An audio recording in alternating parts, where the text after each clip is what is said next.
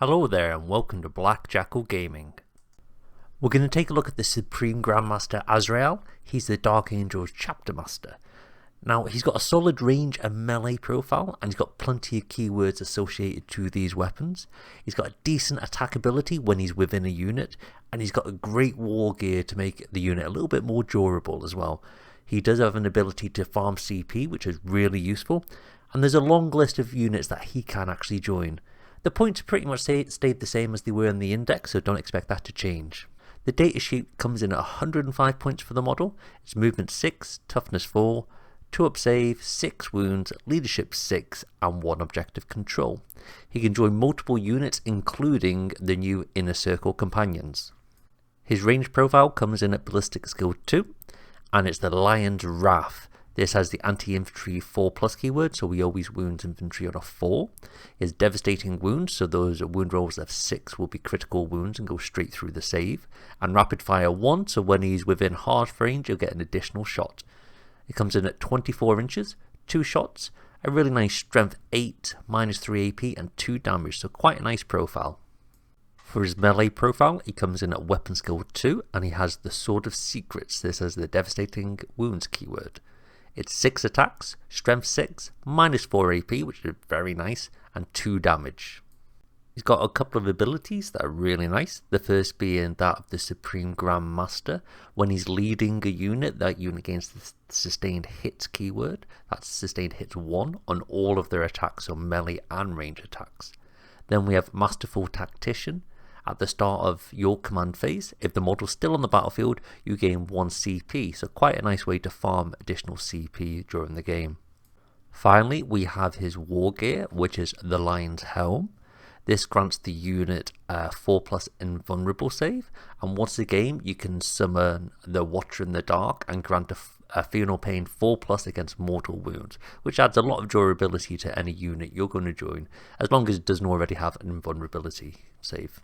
So what buffs and combos can you put together with AZRAEL? So there's a long list of units he can join, but the best one is probably the Blade Guard Veterans. They do edge the Inner Circle companions, which we went over in the previous video.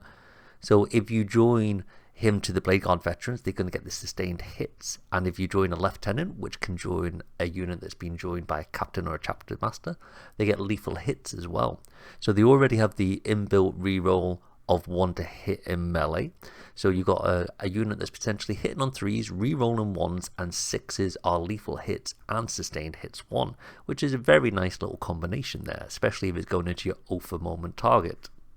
The best attachment to probably include him in is the Inner Circle Task Force. If you're not including him in the Dark Angels detachments, then you're probably not going to take him, because what he offers is probably slightly on the expensive side and you can get elsewhere. And the units that he buffs are probably the strongest units in the Codex anyway.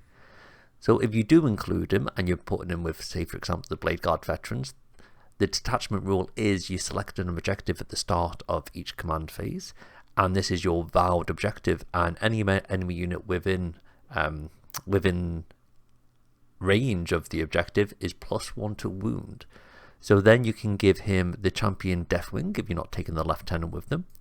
This will give lethal hits in melee, and if the unit is within vowed range, it'll give critical hits of 5. So this is really nice. So not only will you be hitting on 3s, re-rolling the 1s, any 5s or 6s, you'll get lethal and sustained hits, which is very nice.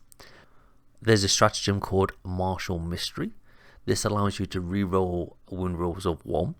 And if you're within range of the vowed objective, you get 4 rerolls to your wounds, which makes this unit very efficient. Finally, the stratagem Wrath of the Lion. When you're charging a unit, you roll a d6 for each model within your charging unit, and on a 4+ you do a mortal wound, and this is a maximum of 3 wounds. So if you're putting together the combo of him joining a full 6-man unit of veterans, you're attacking something on the vowed objective, you have the rerolls to hits for being the alpha moment target, and you're using some stratagems, you can do a lot of damage coming in and remove a lot of things from objectives. Apart from that, you're going to have a little bit of difficulty maybe getting to the hard to hit enemies that you really want to be taking on with these guys. so you might find yourself sort of floundering in the mid-board with them. So even though it's quite a strong combo, it's going to be one that's quite difficult to wield, really. The only other option is you could just stick him in some Hellblasters, give them no buffs, and sit mid-table, shooting everything from 24 inches with your sustained hits and farm the CP. He's slightly expensive for that, but he does make the unit more durable with those 4-up invulnerability save. Thank you for watching the video. If you have any comments, then pop them below in the comment section. If you enjoyed the video, then please hit the like button, as it greatly helps the channel. Hit the subscribe button to see any future Warhammer content. Take it easy, and see you next time for more grim darkness from the 41st millennium.